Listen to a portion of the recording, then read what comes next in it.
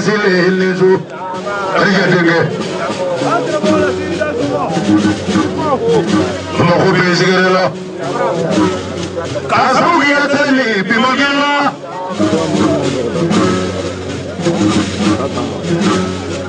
ayena kula yama yezalama lazima ne ko kula bena ni mangala ibrigada ate mafuno ndege bidale ndege bidre wali ne imana me na ngori fasiru ya babu diero jabu aya sabari nyeba nimane ko nongona kufu mwe ko ko ile ko nongona ate babu le lazio alabi ye masai ko magala alabi ye masai ko fogala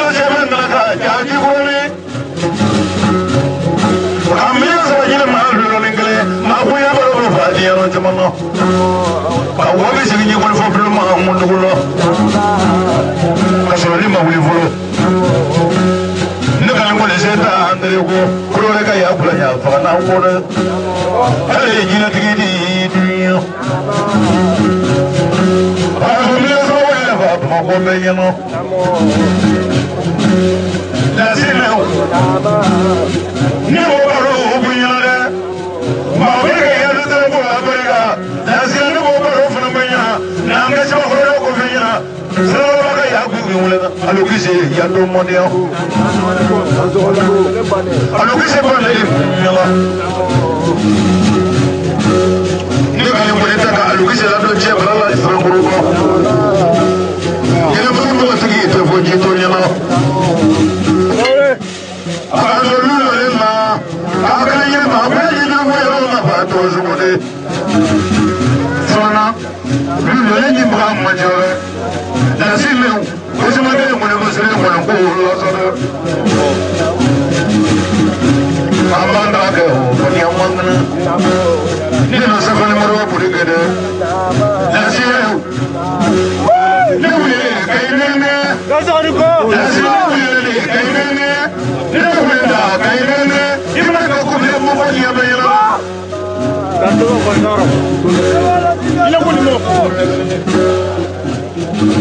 Tomaseru kene ka salo ne wo mako be yoro la ila fla be kene ka ba do ni aba yoro la bishuna tomaseru kene ke amantanye de be foli ka be sa jose kadi mata mandi ibe toni fo ibe kuma toni de kam ile fere fo a be ga fene mbori bishuna kuma te toni kam toni de kadi ne wa me toni kene de kam aba ida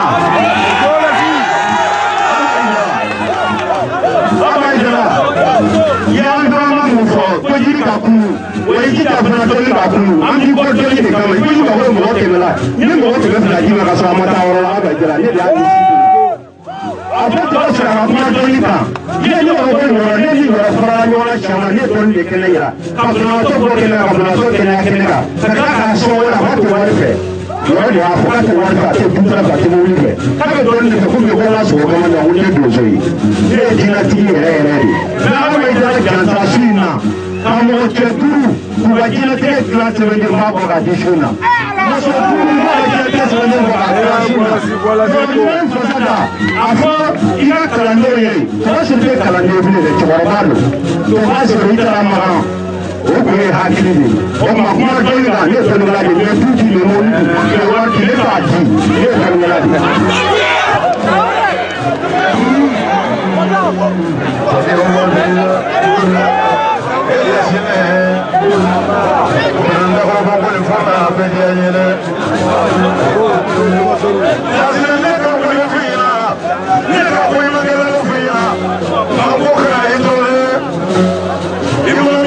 before.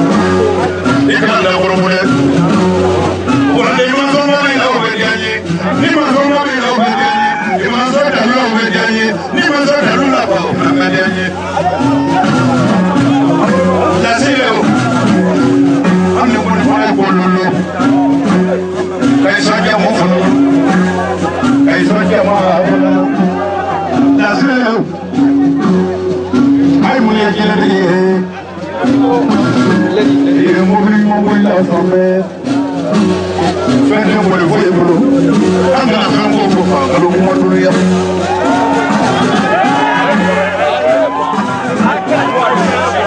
o tɛ kelen ye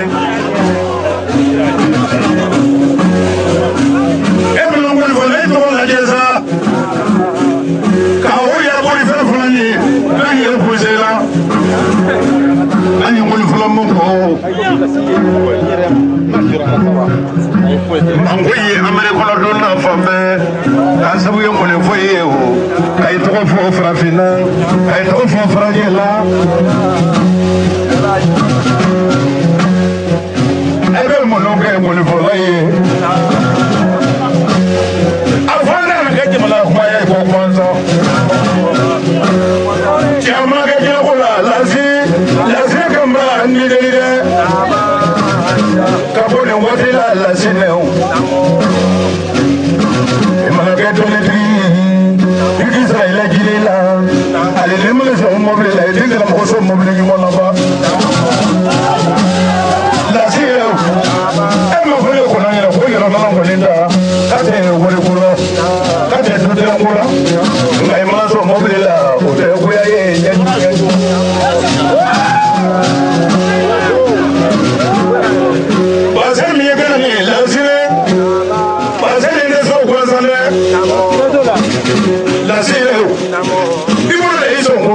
fɛn fɔ kuma jinɛ ko kan i kɛ kuma kɛ wale kan o kɔni ne mana ɲama na baara cogo la sɛgɛrɛ a bɛ i bɛ bɔ kɔnɔ la baara cogo la ɲɔgɔnna ka y'a bɔ kɛ wale kan dɛ i mana kɛ alukisi ye sanakɔrɔba lu yi maga wale kan ka musafo jalo wale ka dawula yata wale ya que soy yo le tan gumi ne ti fa ma kuma ye ya ne ko ma fa na barika ko ga ya fa na barika de bile so wuri ni ma manja an wole barika de la ko wori aka mi na na ka ji na mo ko ma fa nya fo di an yana na ma fo fa me ke fitri wole la sini sabale ndafe ka bɔ kelen de kan i ka mɔgɔ ma ko tila duniya ni kana kɛ jinɛtigi ye o i ka mɔgɔ ma ko tila diɲɛ bɛɛ ɲɛna bamakɔ bɛɛ k'i baro bɔ sini.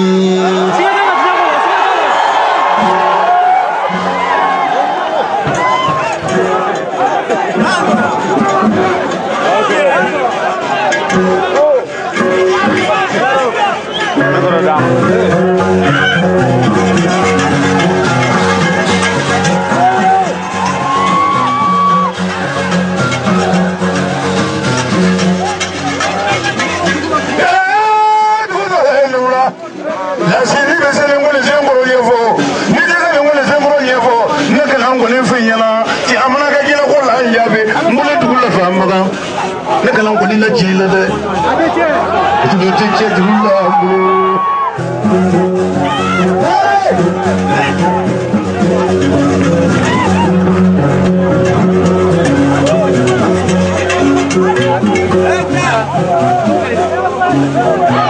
filakɛ o kan tɛ o f'i ɲɛna ne kɔni ye kɔni sen fɔ sara yɔrɔ ye lasinɛ ne mana ne fɔ sara yɔrɔ ye an kɛ kɔnɔ de ye kɔrɔlen nka a bɛ dɔ fara a kunna y'a ka mɔlɔ dɛ i tɛ jinɛw deli ye sanfɛ jinɛ y'i deli i ka duguma jinɛ y'i deli i ka kɔrɔlɔ jinɛ l'olu deli i ka tɛlɛbi jinɛ l'olu deli jinɛ n'a mulu f'i ɲɛna.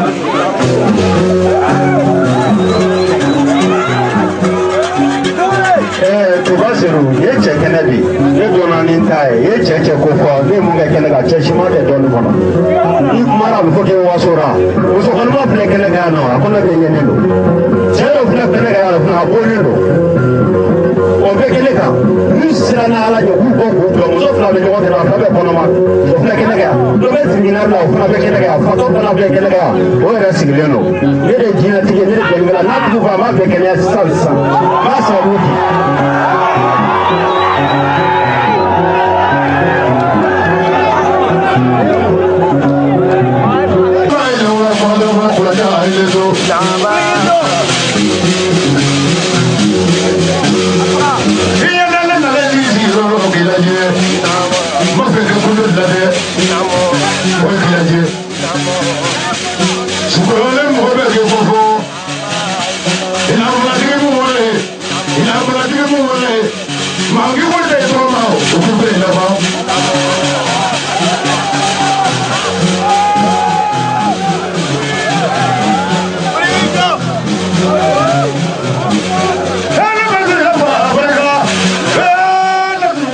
yi sabari ka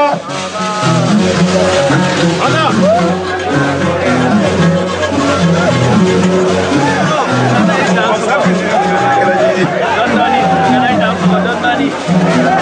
masafin ne men daga jini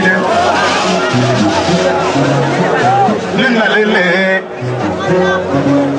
wani wasilun lalele kumi jamu fo diyan yilo